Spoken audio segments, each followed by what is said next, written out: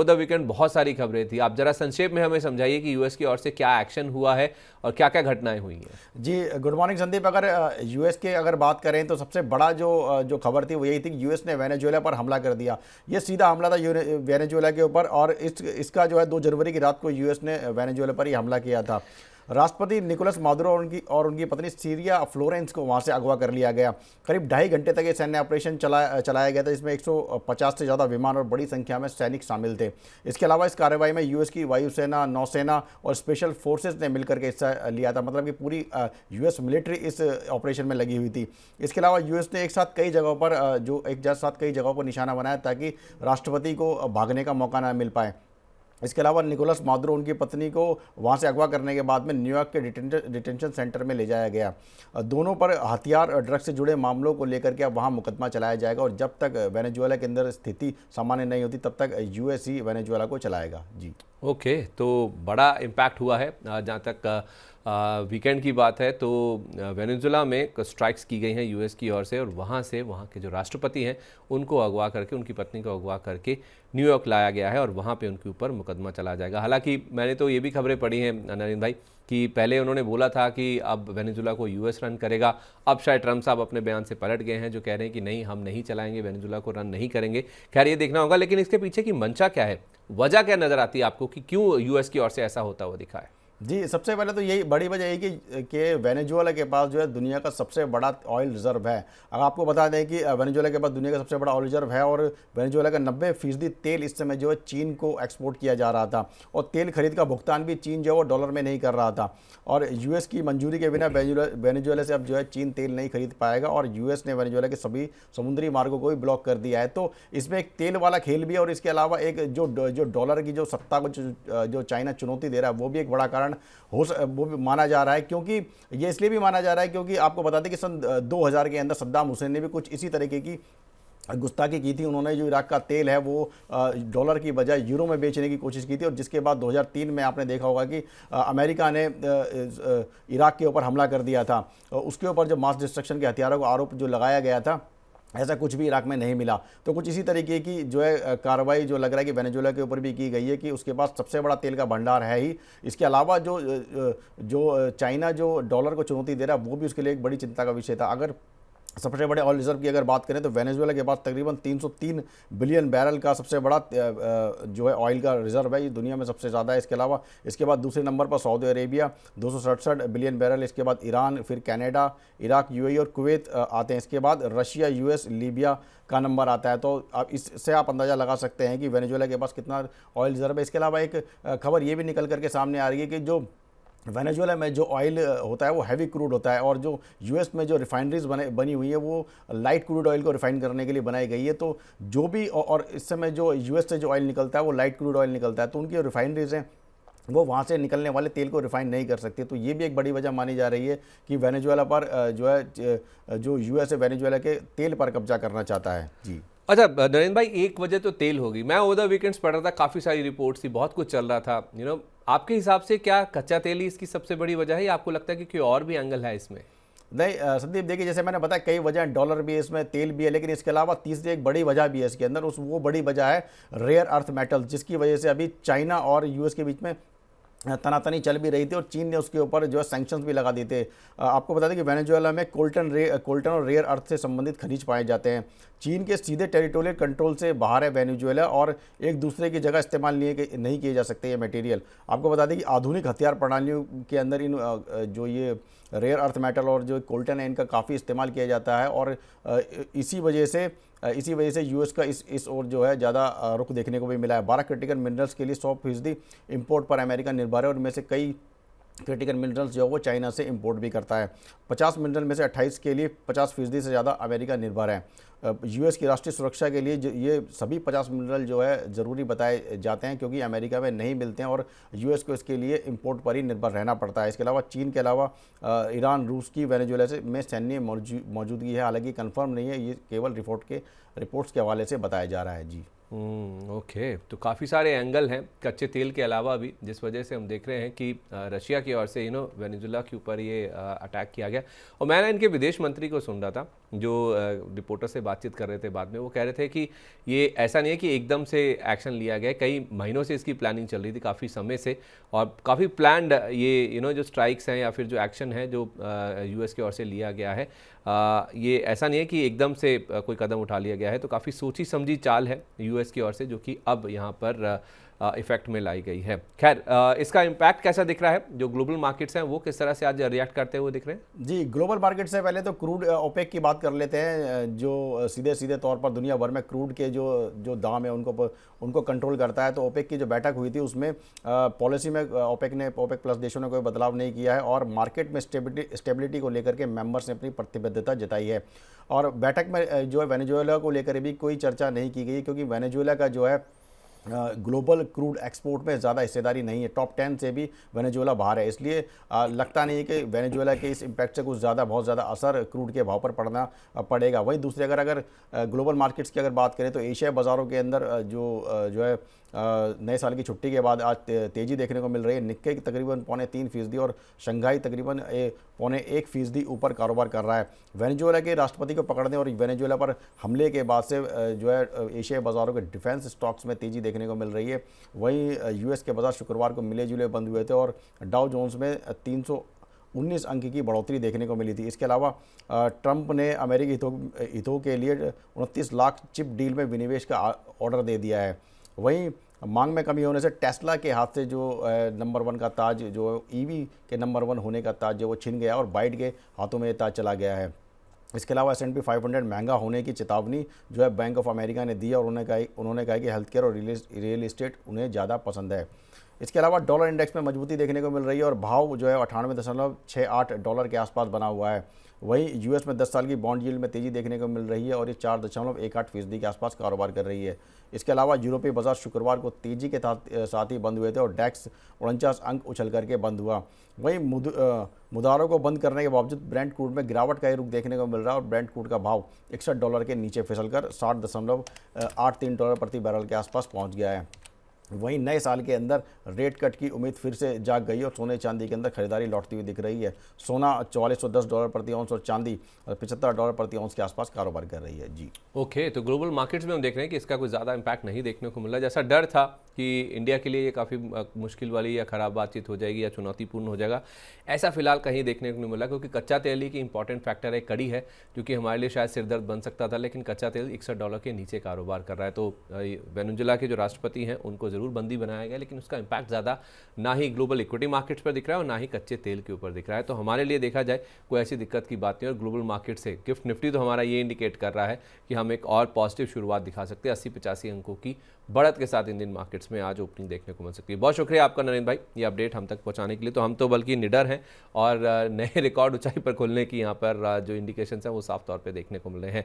खैर, FIS-DIS के आंकड़े भी आप देख लीजिए, फिर मैं रचित सर के पास चलता हूँ, फिर समझते हैं इस पूरे मामले का अपडेट जो है उसके बाद अब इम्पैक्ट कैसे दिख सकता है। FIS की ओर से देखा जाए ना तो शुक्रवार को 290 करोड़ रुपये की खरीदारी हुई, जो हमने नया रिकॉर्ड हाई लगाया उसमें FIS की भी हिस्सेदारी है और DIS तो खरीद रही हैं, 750 करोड़ रुपये के आसपास की खरीदारी हुई है उनकी ओर से।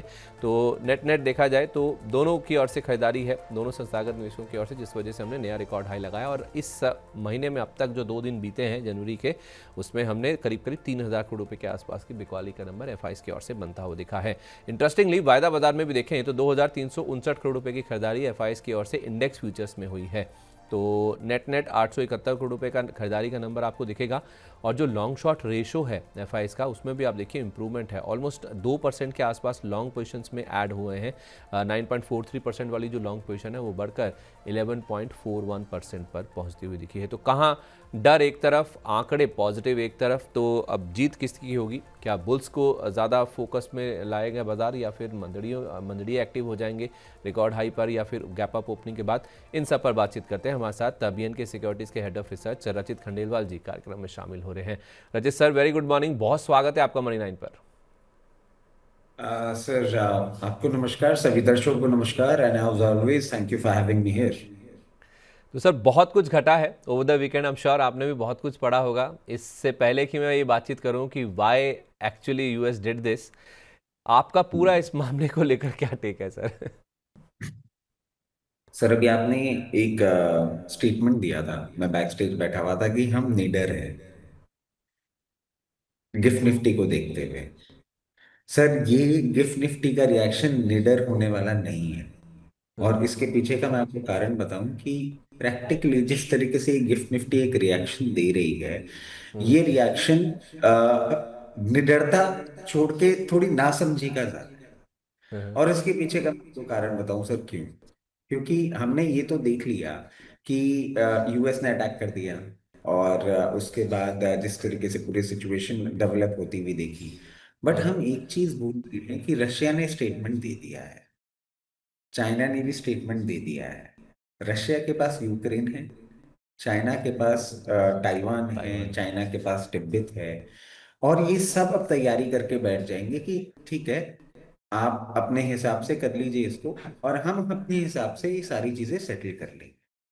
Now, with this particular action, US has really come down under pressure of the idea कि आप किसी को भी कभी भी कुछ कहने का दमखम नहीं रखते हैं। और ये जो एक्शन है ना सर, मतलब यूक्रेन को, सॉरी वेनेजुएला को, एक तो इतनी सारी कंट्रीज हो गई, वेनेजुएला को आपने जिस तरीके से पूरी सिचुएशन में डाला है, और उसके हेड ऑफ स्टेट को आप गिरफ्तार करके ले आए हैं, ये अपने आप में एक बहुत ही आपत्तिजनक बात है। एक साइड प्रॉब्लम ये हो जाएगी कि आपने यूक्रेन के लिए कुछ नहीं कर सकते, आप ताइवान के लिए कुछ नहीं कर सकते। दूसरे साइड एक और प्रॉब्लम हो जाएगी सर, ब्राजील, मेक्सिको, ये जिस सिचुएशन में है ना, ये अपने आप में एक और चिंताजनक बात है कि अब वो भी आपके अगेंस्ट कोई भी एक्शन लेने को तैयार हो जाएंगे। It is a very big event which has happened in the history.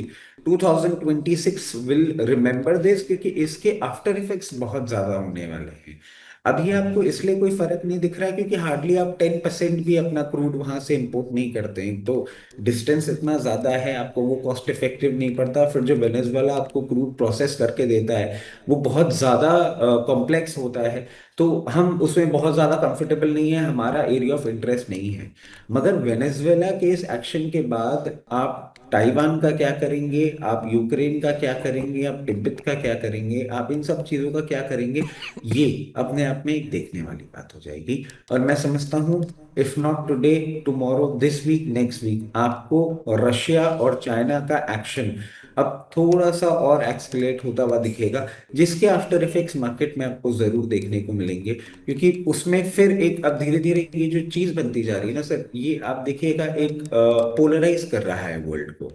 मतलब बड़े कुछ पावर खड़े हो रहे हैं वेनेजुएला के फेवर में, फिर कुछ आ जाएंगे यूएस के फेवर में खड़े हो जाएंगे, and then we start the activity जिससे हम बहुत टाइम से वेट कर रहे हैं। बट यूएस को ये नहीं करना चाहिए था, और जिस तरीके से ये सारी सिचुएशन हुई है, ये बहुत चिंताजनक है। और बोलते हैं ना सर कि सिविलाइज्ड हम थे, अब हम बारबेरिक हो रहे हैं। मतलब किसी हेड ऑफ स्टेट को आप ऐसे उठा के ले आए, ये थोड़ा सा आपत्तिजनक है। और मैं समझता हूँ इसके आफ्टर इफेक्ट्स आपको बहुत जल्दी देखने को मिलने वाले हैं, और बहुत कॉशियस अप्रोच के साथ हमको चीजें मैनेज करनी होंगी। इसके साथ साथ सर, सिल्वर और गोल्ड के लिए मैंने आपको बोल ही दिया था कि अब थोड़ा सा आपको टेपेड मूवमेंट देखने को मिलेगा।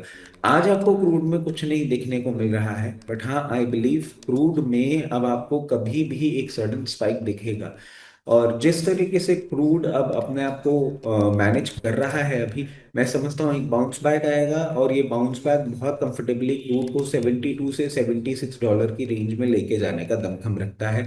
हमें ओएमसीज में थोड़ा सा कॉशियस रहना होगा, और अब थोड़ा सा संभल के सारी चीजें मैनेज करनी होंगी, क्योंकि कभी भी आपको कोई भी ट्रिगर ऐसा अगर आता हुआ दिखता है तो मार्केट का रिएक्शन बहुत स्ट्रांग हो सकता है। अभी तो हमारे लिए बहुत फेवरेबल बात थी कि ये सैटरडे को आया, 2 दिन हमारे पास पूरा टाइम था इसको प्रोसेस करने के लिए। वरना अगर यही न्यूज किसी रनिंग मार्केट डे पे आ जाती तो मार्केट बहुत बड़ा नी जर्क रिएक्शन दे देता। और जहां तक सर बात है एफआईए की, मैं वापस एक ही चीज बोलूंगा, गोरे अभी तक नहीं आए। नहीं तो गोरे सर, शुक्रवार को तो खैर उन्होंने खरीदारी करी, मैं उसकी बातचीत करता हूँ, लेकिन पहले ज़रा इसका रीज़न समझ लें सर। क्योंकि ये जो आप कह रहे हैं ना कि किसी भी स्टेट के हेड को जाके आप ऐसे उठा के ले आते हैं, अच्छी बात नहीं है, ग्लोबल पॉलिटिक्स की जहाँ तक बात है या फिर जियोपॉलिटिकल टेंशंस की जहाँ तक बात है, इरप्ट होंगी ये। मतलब रशिया यूक्रेन तो चल ही रहा है, चाइना के पास ताइवान है, उधर वो किम जोंग उंग वो भी चुप नहीं बैठे हैं, सी ऑफ जापान में उन्होंने भी मिसाइल दागी हैं। मतलब ऐसा नहीं है, सब तरफ चल रहा है मामला। लेकिन सर इसके रीज़न को समझने की कोशिश करें अगर कि आखिर हुआ क्या है। मतलब ड्रग्स एक एंगल है, नार्कोटिक्स कि जिस वजह से इनको वहाँ से उठाया गया, या फिर यूएस में इनके ऊपर मुकदमा भी चलाया जाएगा, काफ़ी संगीन इल्ज़ाम है इनके ऊपर कि ऐसा है वैसा है जो भी है। लेकिन इसमें सर एक बड़ा एंगल जो नज़र आता है ना, वो कच्चे तेल का नज़र आता है, क्योंकि वेनेजुला के पास दुनिया का सबसे बड़ा ऑयल रिजर्व है। जैसे मैं अभी नरेंद्र भाई के पास से साथ बातचीत कर भी रहा था। आपके हिसाब से सर क्या एक्चुअली कच्चा तेल रीज़न है इसका? सर देखिए, मेरे को एक चीज समझ में आ रही है कि उस एरिया में ट्रम्प साहब एक अपना ना एक्सपेंशन प्लान करने की कोशिश कर रहे हैं। उनका थॉट प्रोसेस तो आपको पता ही है, बहुत बारबेरिक है वो। मतलब I am sorry I am using a word like this, but he has been constantly like this. और उनका एक अलग थॉट प्रोसेस है कि लेट्स मेक अमेरिका बिगर। और ये जो एक चीज करना चाह रहे हैं, मैं आपसे एक सिंपल सवाल पूछता हूँ sir. Venezuela, Mexico, Brazil, the most finest, when I से फाइनेस्ट मतलब well operated drug cartel of the world. आपने 40 साल लगाए हैं सर उस हम्म। कार्टेल को बनाने में।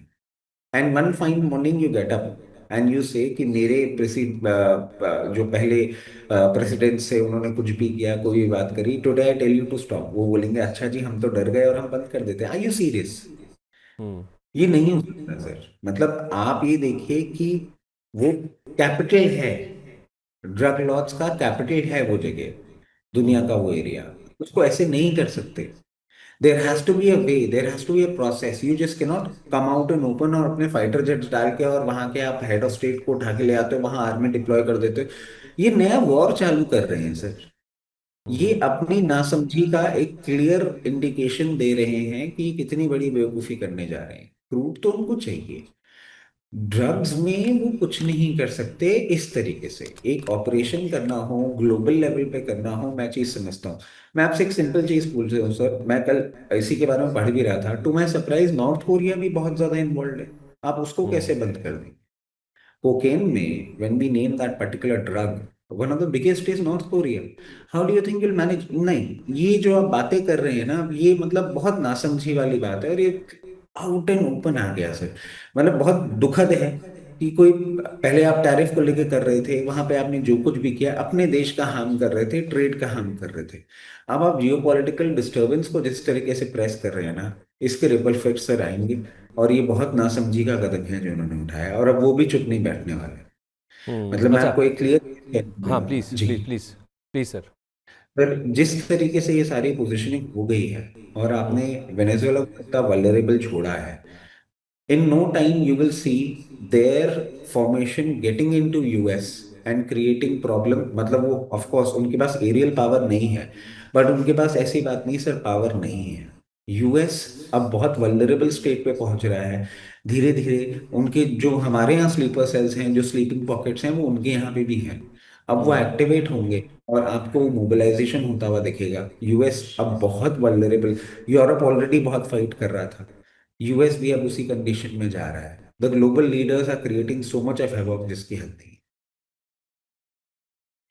ठीक है सर, एक एंगल ये हो गया। अच्छा, मैं ना सर ओवर द वीकेंड काफ़ी कुछ पढ़ रहा था, मुझे पता था आपके सामने बैठना है तो मुझे भी तैयारी करके बैठना होगा। अब इसमें ना दो तीन एंगल्स और हैं सर जो मैं पढ़ रहा था कि रेयर अर्थ वाला तो एंगल है ही है, क्योंकि यूएस की निर्भरता काफ़ी ज़्यादा है, चाइना के ऊपर जो डिपेंडेंस है ये कम करना चाहते हैं।